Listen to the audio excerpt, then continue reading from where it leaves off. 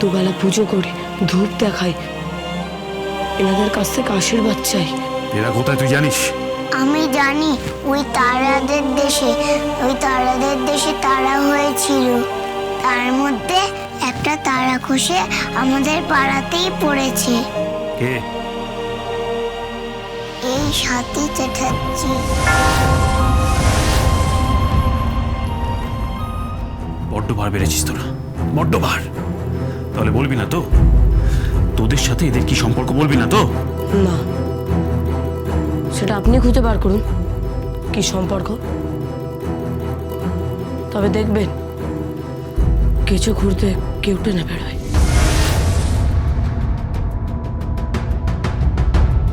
সাবধান, জল ঘোলা করলে কিন্তু গায়ে পাক লাগতে পারে, গন্ধ ছড়াবে।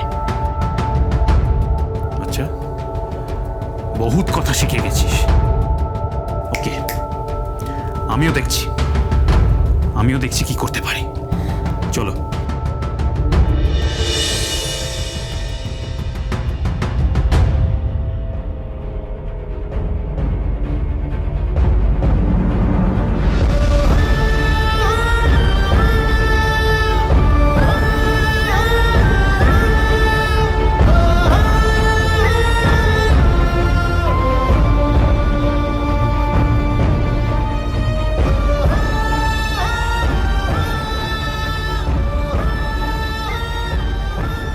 দাদা, কাঁদছিস কেন?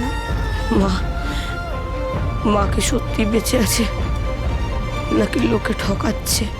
লোকে কি ঠকাচ্ছে? না, কিছু নয়। মা তো বেঁচে আছে। হ্যাঁ, বেঁচে আছে, মা বেঁচে আছে, কিচ্ছু হয়নি।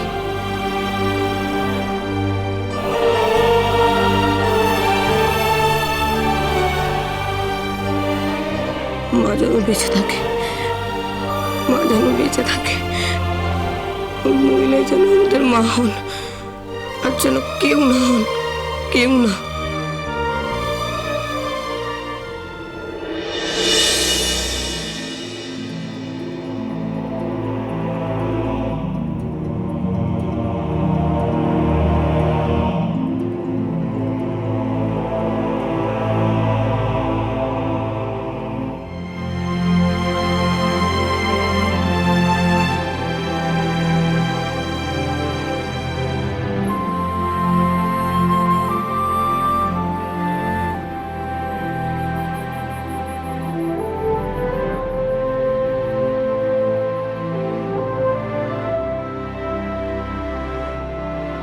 মা, তুমি কি সত্যিই আছো মা? না নেই? বলো না মা।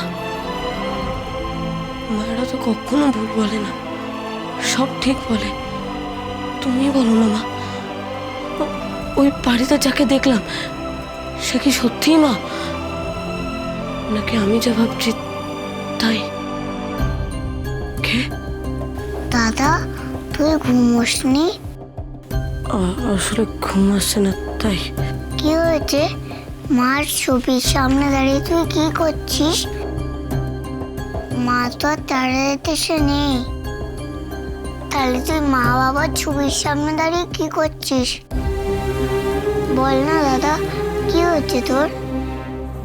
তোকে দেখে আমার খুব চিন্তা হয়, বল না দাদা। জানিস তো বোন, আমার না খুব চিন্তা হচ্ছে। মনে হচ্ছে আমাদেরকে সবাই ঠকাচ্ছে। আমরা তো ছোট্ট ছোট্ট ছেলে মেয়ে, তাই আমাদেরকে সবাই ঠকে খুব আনন্দ পাচ্ছে। আর ঠকাচ্ছে মনে হয় পয়সার জন্য, টাকার জন্য। মানে?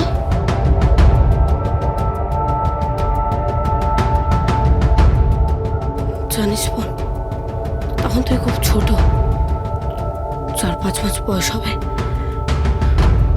আমি তখন রাস্তায় বন্ধুদের সঙ্গে গলি ক্রিকেট খেলছিলাম। তখন কে একজন এসে আমাকে পাশের বাড়িতে নিয়ে গেল।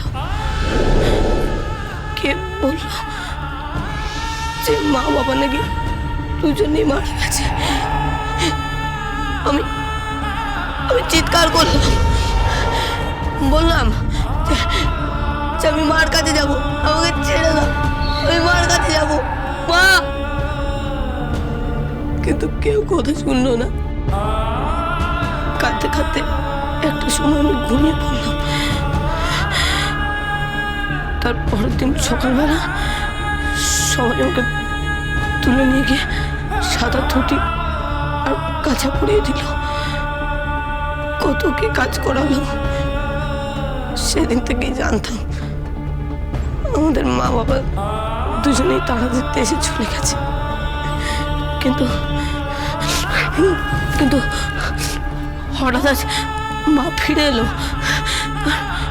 তাহলে তাহলে বাবা কোথায়? মা যদি সিঁদুর পরে শাখা বলে তাহলে বাবা তো নিশ্চয়ই বেঁচে থাকবে। তাহলে তাহলে সত্যিটা কি? ওই মায়ের দাদা সেও বা কি চায়? জেঠিমা বা কি চায়? কি চায় দাদা? টাকা পয়সা।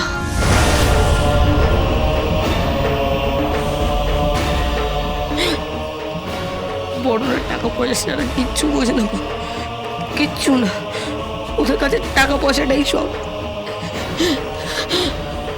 আমাদের অধিকার থেকে ওরা সবাই মিলে বঞ্চিত করছে, ঠকাচ্ছে আমাদেরকে, ঠকাচ্ছে।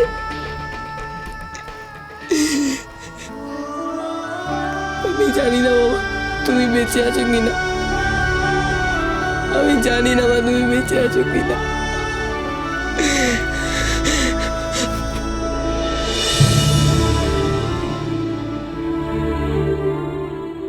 তোমাদের ছবি ছুঁয়ে আমি প্রতিজ্ঞা করছি, বোনের অধিকার আমি ফিরিয়ে দেবই, যেভাবেই হোক ফিরিয়ে দেবই। বোনকে ওই চ্যাটার্জি বাড়ি আমি ফিরিয়ে দেবই। বোন ওই চ্যাটার্জি বাড়িতেই থাকবে, সেখানে থেকেই বোন বড় হবে। ও কেন বস্তিতে থাকবে? সবটাই তো তার বাবা মার। বোনের অধিকারের জন্য আমরা কেন লড়বো না? লড়বো, বোনের অধিকারের জন্য আমরা লড়বো। এমন লড়াই করব ভাই বোনের ইতিহাসে লেখা থাকবে, দেখিস লেখা থাকবে। আমি তোর দাদা বোন, তোকে ছুঁয়ে প্রতিজ্ঞা করছি তোর অধিকার তোকে আমি ফিরিয়ে দেবো বোন, তোর অধিকার তোকে আমি ফিরিয়ে দেবো। যে যেমনই হোক না কেন, বড়রা যদি বড় হয় তাহলে আমরাও ছোট, আমরাও পিছিয়ে নেই। আমি লড়বো, লড়বো, আমার বোনের জন্য আমি লড়বো। আমি শেষ অবধি যাব, শেষটা আমি দেখবো যে কে ঠিক। আমার জেঠিমা মলিনা চ্যাটার্জি, আমার জেঠু অমরেশ চ্যাটার্জি, নাকি ওই মা মামা মামি, কে ঠিক? নাকি আমি যা ভাবছি তাই ঠিক? তুই কি ভাবছিস দাদা? বলবো, সব বলবো তোকে। এখন আয়, ঘুমিয়ে পড়বি। আয়।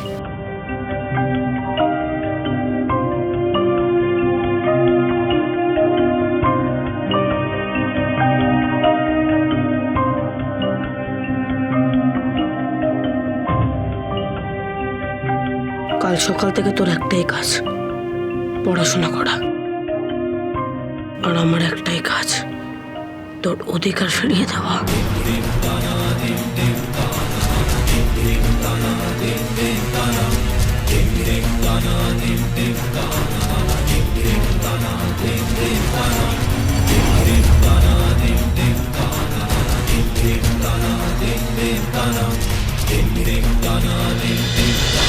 জীবন